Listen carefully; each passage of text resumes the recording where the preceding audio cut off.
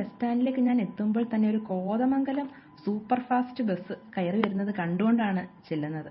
എത്രയും പെട്ടെന്ന് തന്നെ ബസ്സിനുള്ളിൽ വേഗത്തിൽ കയറിപ്പറ്റി ഒരു സീറ്റിൽ ഇരിപ്പിടവും ഉറപ്പിച്ച് ഫോണുമായി പുറത്തേക്ക് കാഴ്ചകൾ പകർത്തിയെടുക്കാനായി തയ്യാറായി. സാധാരണ നല്ല തിരക്കുണ്ടാകാറുള്ള സ്റ്റാൻഡിൽ ഇന്നേ ദിവസം വളരെ തിരക്ക് കുറഞ്ഞതായാണ് കണ്ടത്. മഴയായിരിക്കാം കാരണം. പതിയെ ബസ് സ്റ്റാൻഡ് വിട്ട് പുറത്തേക്ക് പുലമൺ ജംഗ്ഷനിലേക്ക് ആണ് അടുത്തതായി കയറേണ്ടത്. വളരെ തിരക്കുള്ള പുലമൺ ജംഗ്ഷൻ മഴ കൊണ്ടാകാം വളരെ തിരക്ക് കുറഞ്ഞതായാണ് കാണപ്പെട്ടത്. വളരെ പതിയെ ബസ് കൊട്ടാരക്കരയുടെ വളരെ പ്രധാനപ്പെട്ട ജംഗ്ഷനായ പുലമൺ ജംഗ്ഷനിലേക്ക് കയറി.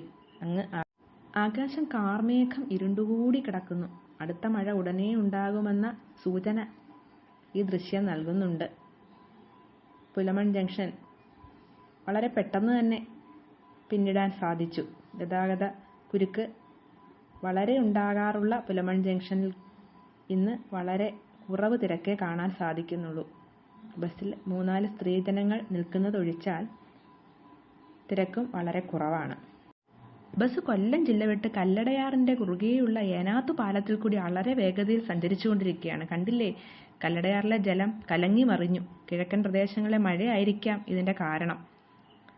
ഏനാത്ത് എന്ന് പറയുന്ന പ്രകൃതി രമണീയമായ ചെറിയൊരു പട്ടണം, ഗ്രാമപ്രദേശത്തോട് ചേർന്ന് കിടക്കുന്ന ചെറിയൊരു പട്ടണത്തിലൂടെ ഞങ്ങളുടെ ബസ് ഇങ്ങനെ സഞ്ചരിച്ചുകൊണ്ടേയിരിക്കുന്നു.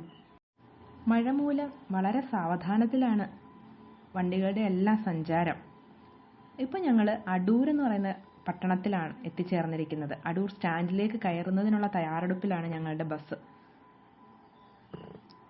അവിടെയും വലിയൊരു ജംഗ്ഷനായ അടൂരും ജനത്തിരക്ക് വളരെ കുറവായിട്ടാണ് കാണപ്പെട്ടത്. 2 ദിവസമായി തിമിർത്ത് പെയ്യുന്ന മഴ അടൂർ സ്റ്റാൻഡിനെയും സാരമായി ബാധിച്ചിട്ടുണ്ട്. അവിടെ വെള്ളക്കെട്ടുകൾ കാണാം. കുറേ അധികം ബസ്സുകൾ പാർക്ക് ചെയ്തിരിക്കുന്നു. സ്റ്റാൻഡിൽ ഒരല്പനിമിഷം നിർത്തി ബസ് മുന്നോട്ട് പോയി. ഇപ്പോൾ പന്തളം പിന്നിട്ടിരിക്കുകയാണ്. നമ്മളിപ്പോൾ കണ്ടുകൊണ്ടിരിക്കുന്നത് പന്തളം NSS കോളേജാണ്. NSSൻ്റെ വളരെ വലിയ ഒരു സ്ഥാപനമാണ് NSS പന്തളം കോളേജ്. നിരവധി ഡിഗ്രി കോഴ്സുകൾ ഈ കോളേജിലുണ്ട്. ഇപ്പോൾ കണ്ടുകൊണ്ടിരിക്കുന്നത് പന്തളം ശ്രീ ധർമ്മശാസ്താ ക്ഷേത്രത്തിൻ്റെ കവാടവും അതിൻ്റെ മതിലും ഒക്കെയാണ്. ശബരിമല ശാസ്താവ് ബാലരൂപത്തിൽ അയ്യപ്പനായി ഈ രാജകൊട്ടാരത്തിലാണ് വളർന്നത്.